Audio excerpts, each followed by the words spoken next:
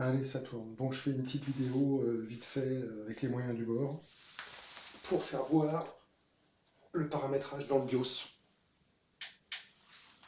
Alors, j'allume le PC, l'écran. Bon, pour rentrer dans le BIOS, hein, c'est F2 ou échappe, ça dépend des cartes mères, ou les deux.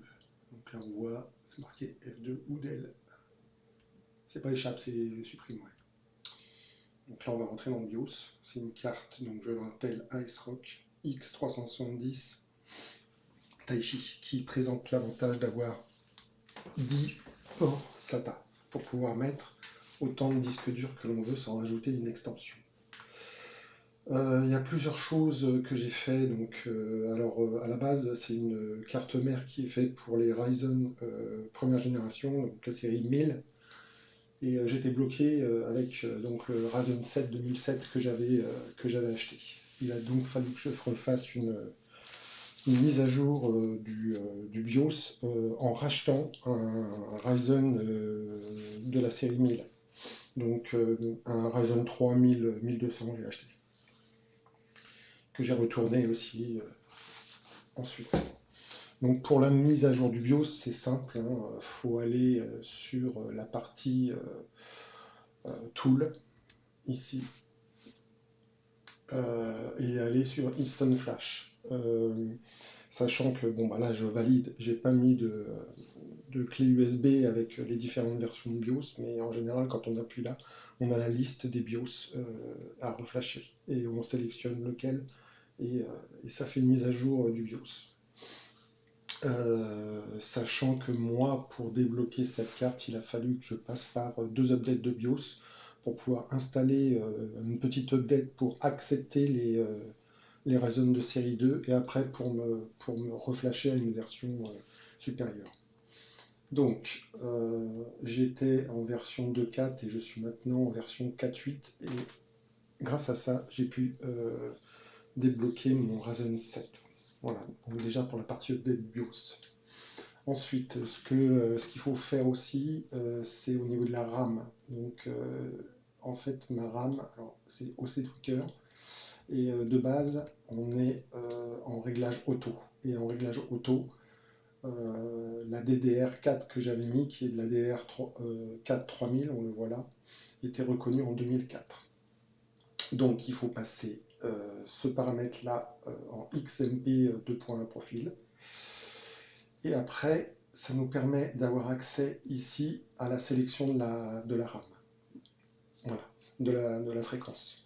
Alors pourquoi pas 3000 puisque ma DDR c'est de la 3000, c'est parce que avec normalement dans la datasheet de la carte mère, avec un Ryzen de série 2000, normalement le max atteignable avec deux barrettes est de 2933, d'où mon réglage à 2933. J'ai pas essayé 3000. Voilà, donc ça c'est pour la partie RAM. Ensuite, il va falloir, alors ce que j'ai fait aussi, là on ne l'entend pas, mais les ventilos c'était une horreur.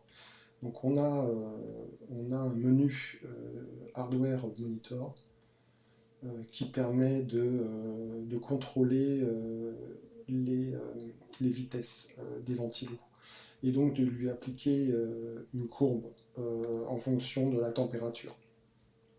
Alors ce qu'il faut faire en premier, c'est un fan tuning. Et là, ça va mesurer pour chaque ventilo installé dans le boîtier pour le CPU, quelle est sa vitesse min et sa vitesse max. Et à partir de là, une courbe va être construite pour optimiser les nuisances sonores. On peut aussi passer ici par rapport à une courbe que l'on va programmer. Voilà. Alors moi, ce que j'ai préféré faire, c'est passer par là, donc faire une courbe pour le CPU, le ventilo du CPU, donc il faut le mettre en customize. Et puis température 1, donc 30% de rotation, température 2, etc. etc. Donc ensuite j'ai des ventilos de case où j'ai fait pareil.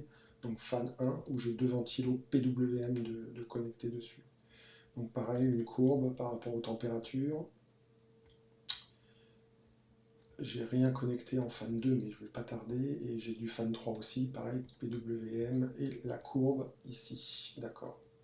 Donc pour tout ce qui est châssis fan, c'est bien la température du boîtier qui est pris en compte.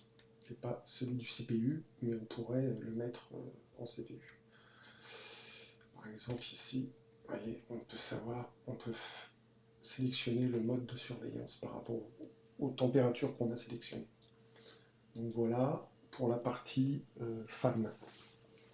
Ensuite, il y a la partie hot plug qui est nécessaire de configurer et qui se trouve dans Advanced, il me semble bien, et Storage Configuration. Donc là, on va valider la partie hot plug sur les HDD qui vont pouvoir être tirés à chaud. Donc c'est disable par défaut. Il faut le passer en enable. Bon là, j'ai quasiment, on voit toute la série de ports SATA là. J'ai juste un disque SSD en M2 et auquel j'ai rajouté un disque de 10 Go pour mes débuts d'essai et la partie juste pour le début, quoi.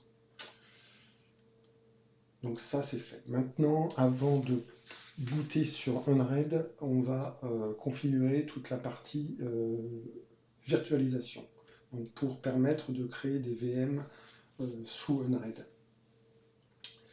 Donc, des VM sont des machines virtuelles, hein. Par exemple, on peut installer Windows en machine virtuelle et on pourra y associer, moyennant l'ajout d'une carte graphique, configurant passe-through, une base PCHC ou un PC Gamer.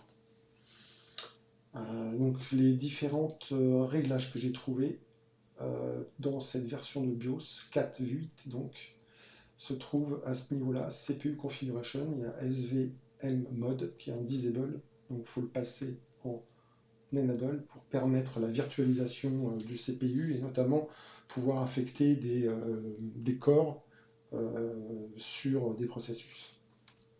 Donc on le passe en Enable. Ensuite, sur le Northbridge, on a SVIO Support, donc pareil, pour pouvoir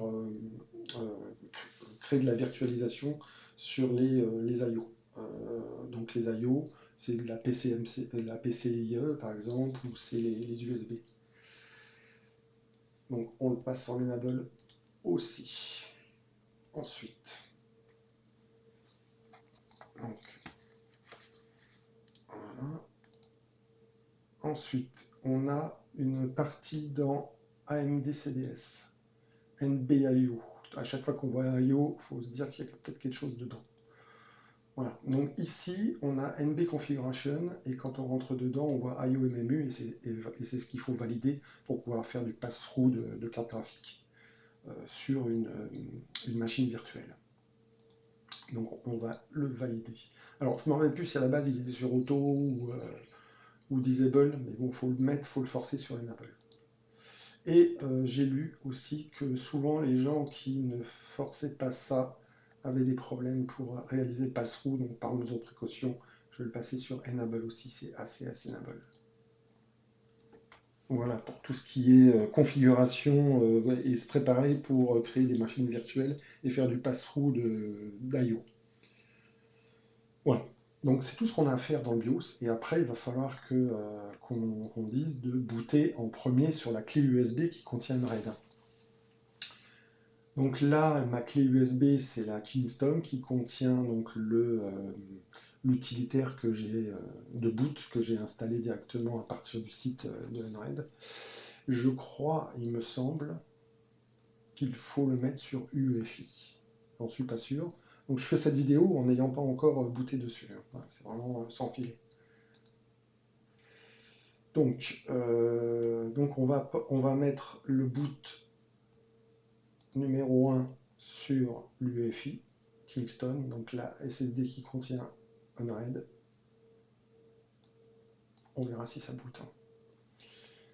Et l'option boot 2, je vais la mettre sur le SSD. Voilà. Et là, on est prêt. On est prêt.